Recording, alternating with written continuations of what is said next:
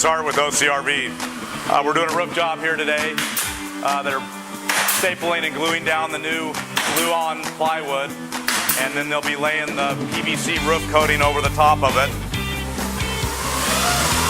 and putting all the moldings back on and sealing it up to get the customer down the road. So for all your roofing needs, RV repairs and service work, give us a call. So we've got a Fleetwood Tioga over here, and the customer just hit a little overhang and it ripped the back cap piece off, but unfortunately it peeled the roof up about a foot. So what we always like to help the customers with, a lot of times something like that will go into a repair shop and they'll just do a local repair on the roof and then put it back together and reseal the roof in that area. Well, if your insurance company's taking care of it, they will cover a brand new roof for your coach. So you are back how you were before the accident happened.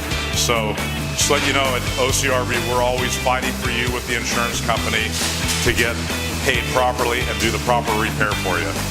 So if you have any problems with your RV, please give us a call.